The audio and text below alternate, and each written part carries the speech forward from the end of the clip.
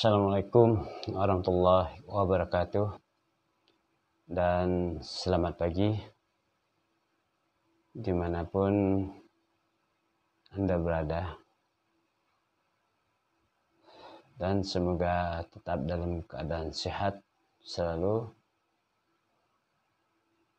para pemirsa di seluruh tanah air, dan khususnya kepada para mahasiswa Prodi Administrasi Bisnis Fakultas Ilmu Sosial dan Ilmu Politik Universitas Kapuas Sintang, di mana saja berada. Semoga Anda semua bisa menonton video ini. Video ini saya akan membahaskan materi manajemen kinerja bisnis, yang tentunya pada materi kali ini saya akan menjelaskan kembali tentang apa itu kinerja bagi para pegawai ataupun karyawan perusahaan, termasuklah para pegawai yang bekerja di lembaga-lembaga atau instansi. Tentunya kita harus terlebih dahulu memahami tentang apa yang dimaksud dengan kinerja itu sendiri. Nah, dalam kegiatan sehari-hari pekerjaan kita, baik di kantor maupun di perusahaan-perusahaan, kita sering mendengar sebuah kata-kata kinerja. Bahkan pimpinan-pimpinan di sebuah perusahaan maupun di instansi-instansi sering memberikan suatu motivasi, suatu dorongan, wejangan kepada bawahannya atau kepada para pegawainya. Sering disebutkan bahwa bagaimana kita bisa meningkatkan kinerja dari apa yang telah kita programkan dalam setiap kegiatan-kegiatan yang telah dan akan dilakukan. Nah, di sini saya mengutip dari apa yang dikatakan oleh Muharriono pada tahun 2009 dalam bukunya. Kinerja itu yaitu merupakan gambaran mengenai tingkat pencapaian pelaksanaan suatu program kegiatan atau kebijakan dalam mewujudkan sasaran, tujuan, visi dan misi organisasi yang dituangkan melalui perencanaan strategis suatu organisasi. Nah, artinya kinerja itu merupakan suatu output yang dihasilkan oleh para karyawan di dalam implementasi program yang telah ditetapkan. Nah, yang tentunya itu dalam sebuah organisasi. Sebuah organisasi itu bisa perusahaan atau di instansi-instansi atau lembaga. Nah, di sini juga diungkapkan oleh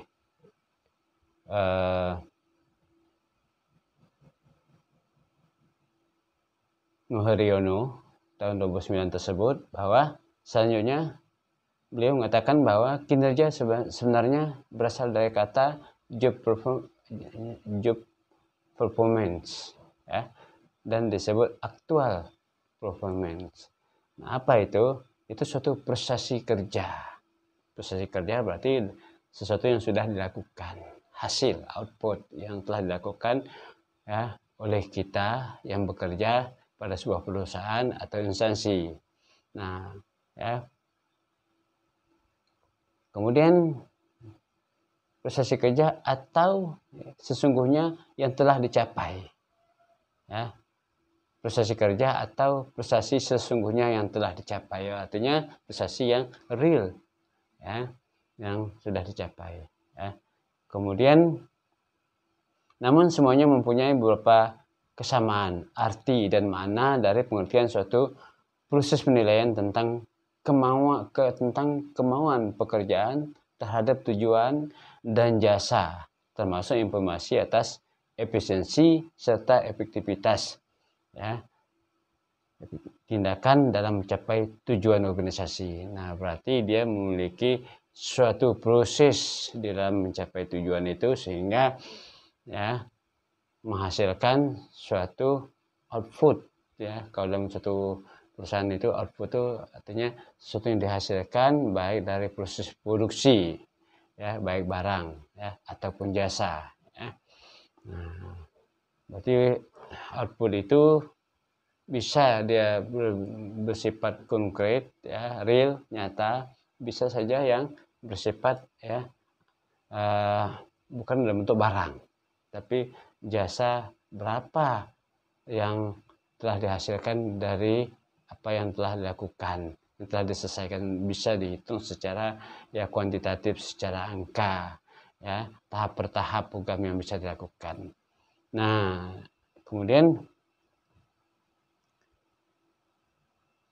berkaitan dengan individu atau karyawan menurut ya Muharyono tadi ya pada tahun 2009 bahwa kinerja dalam menjalankan fungsinya tidak berdiri sendiri, ya, melainkan suatu berhubungan dengan kepuasan kerja karyawan, ya, dan tingkat besaran imbalan yang diberikan. Nah, kepuasan kerja karyawan, ya, prestasi hasil dari prestasi kerja itu tadi, ya, itu menimbulkan kepuasan kerja karyawan.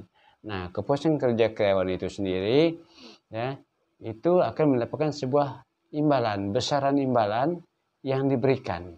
Itu merupakan salah satu tolak ukur dari kinerja, ya, serta dipengaruhi oleh keterampilan. Nah, berarti kan ada ya sebuah penunjang yang bisa menghasilkan ya prestasi kerja yang baik sehingga muncullah ya kinerja yang baik.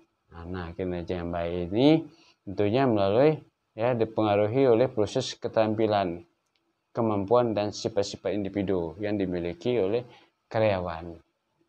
Nah, maka sering untuk meningkatkan kinerja perlu adanya sebuah keterampilan, ya, yang dimiliki oleh karyawan, sebuah keahlian, profesionalisme karyawan.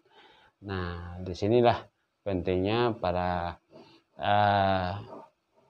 lembaga atau instansi atau perusahaan bagaimana melatih karyawan, itu memberi perhatian pada karyawan agar mereka bisa meningkatkan keahliannya, profesionalismenya, sehingga ya muncul kinerja yang lebih besar, ya, yang profesional, ya, hasilnya prosesnya hasilnya bisa lebih besar misalnya, ya, bisa lebih banyak, sehingga itu akan menguntungkan ya perusahaan atau instansi maupun lembaga ya yang pekerjakan pegawai atau karyawan ya dimanapun ya saja berada, ya.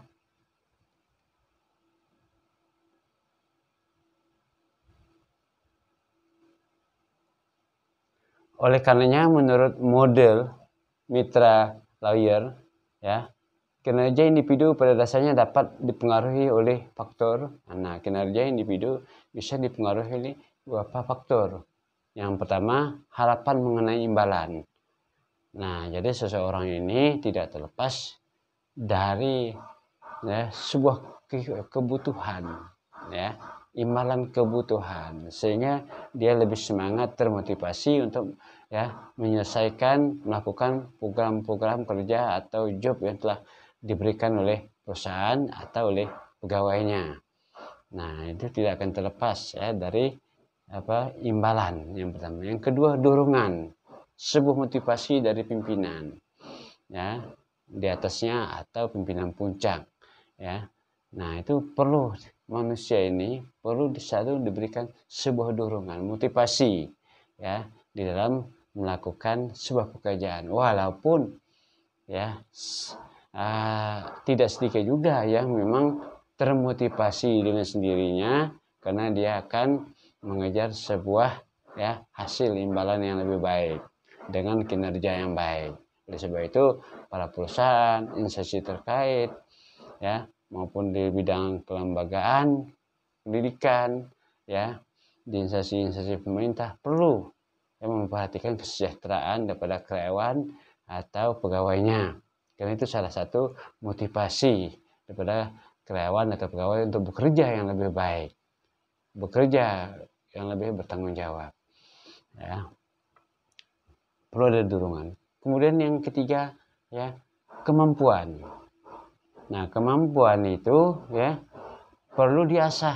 Diasah bagaimana? Melalui berbagai pelatihan kepada karyawan, kepada pegawai, ya. Pelatihan-pelatihan itulah yang bisa mengasah kemampuan seseorang, ya, lebih profesional di dalam mengerjakan, ya, bidangnya, job yang diberikan, yang dilimpahkan oleh pimpinan kepada yang bersangkutan, ya. Kemudian kebutuhan dan sifat.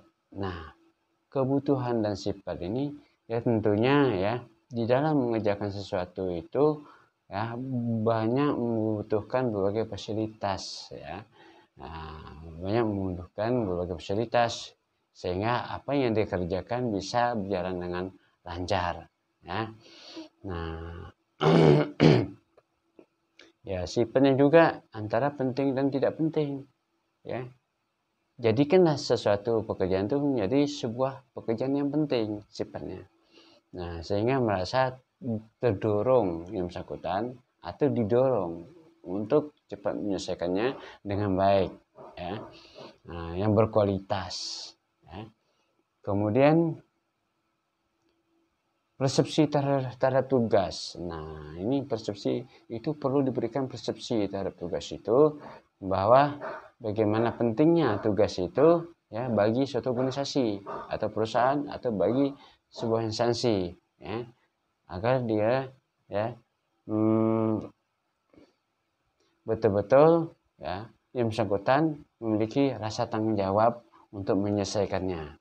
Jadi dibuatlah suatu persepsi, nah, bahwa, ya, pekerjaan itu penting untuk, ya, kelangsungan kemajuan perusahaan atau, ya, organisasi atau di instansi atau lembaga, ya, pemerintahan, ya, itu jadi perlu adanya suatu persepsi bagaimana menyatukan, ya, suatu persepsi yang sama kepada karyawan atau instansi, pegawai, ya, di pemerintahan, ya.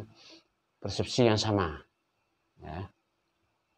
Kemudian imbalan internal dan eksternal, yaitu tadi yang keenam, ini imbalan ini ada imbalan dari internal perusahaan itu sendiri atau lembaga itu sendiri, kemudian dari internal, dari eksternal.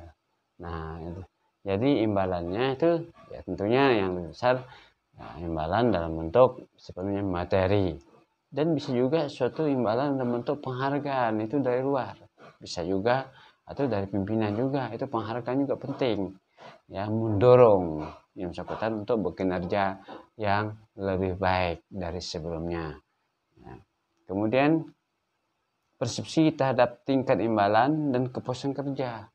Nah, persepsi terhadap tingkat imbalan itu sendiri bahwa perlu ditanamkan kepada karyawan, bahwa perusahaan komitmen, ya, untuk memberikan imbalan, ya, kepada karyawan yang bekerja yang mencapai target yang telah ditetapkan oleh perusahaan maupun di instansi, ya, pemerintahan. Jadi apabila ada karyawan atau pegawai kerja yang baik, berilah dia imbalan, ya. Jadi jangan pernah menunda sebuah imbalan, ya. Imbalan itu, ya, dalam bentuk gaji, ya, dalam bentuk honor, dalam bentuk, apapun ya insentif itu ya cepatlah disalurkan sesuai dengan apa yang telah ditetapkan. Nah, kalau itu ditunda-tunda, itu akan menggoyahkan ya para karyawan maupun pegawai itu sendiri untuk bekerja yang lebih baik di masa yang akan datang.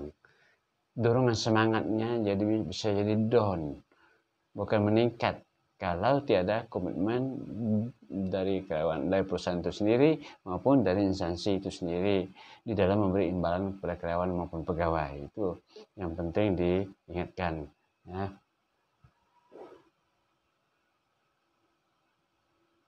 Nah, serta kepuasan kerja. Jadi kepuasan kerja itu tidak juga terlepas ya dari kompensasi terhadap kerja mereka ya, kemudian motivasi terhadap kerja mereka ya, bagaimana lingkungan kerjanya yang baik gitu kan, persepsi yang sama di dalam mencapai tujuan ya, mencapai target, sehingga ya ada kepuasan kerja terhadap karyawan itu sendiri. Apalagi kepuasan kerja itu juga nanti diberikan sebuah penghargaan kepada karyawan yang berprestasi. Nah, itu salah satu juga yang terbaik di dalam meningkatkan kinerja para karyawan atau pegawai.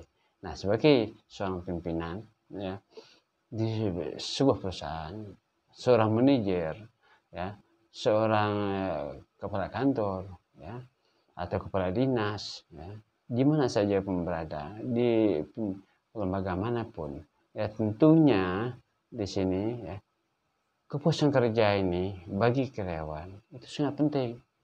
Nah, karena kepuasan kerja ini juga tidak terlepas dari lingkungan kerja internal di dalam perusahaan itu sendiri, bagaimana mereka bekerja dengan baik, bagaimana mereka menerima kompensasi yang baik terhadap prestasi kerja mereka, dan bagaimana lingkungan kerja ya, lingkungan kerja secara internal ya, baik yang menyangkut fisik, fasilitas maksudnya ya, maupun yang menyangkut non fisik. Dan ada juga lingkungan yang memang ya eksternal. Nah, lingkungan eksternal juga ya akan berpengaruh terhadap kinerja perusahaan itu sendiri ya. Oke, saya kira demikian dulu perkuliahan ini tentang kinerja ya, dan juga tentang apa yang mesti dilakukan oleh seorang pimpinan, seorang manajer, seorang pimpinan lembaga-lembaga pemerintahan di dalam meningkatkan kinerja karyawan ataupun pegawai ya di masing-masing instansi. Semoga ini materi ini bisa jadikan salah satu referensi untuk kita semua bisa meningkatkan kinerja karyawan atau pegawai yang lebih profesional, yang bisa mencapai target secara maksimum ya di kehidupan kita sehari-hari ya. Nah, demikian pertama saya ucapkan terima kasih kepada para mahasiswa yang telah menonton daripada video materi kuliah manajemen kinerja bisnis ini, dan para pemirsa di seluruh tanah air. Jangan lupa supaya Anda bisa menonton materi-materi kuliah berikutnya ya, lakukan subscribe yang belum subscribe ya, like maupun di share. Nah, semoga Anda akan menemukan video-video yang saya sharekan di YouTube di kemudian hari. Nah, saya ucapkan ya sekali lagi ya terima kasih. Semoga Anda tetap dalam keadaan sehat selalu ya, dan diberikan kemudahan dalam menyelesaikan berbagai ya pekerjaan di perusahaan maupun di instansi pemerintah. Terima kasih. Selamat pagi semuanya.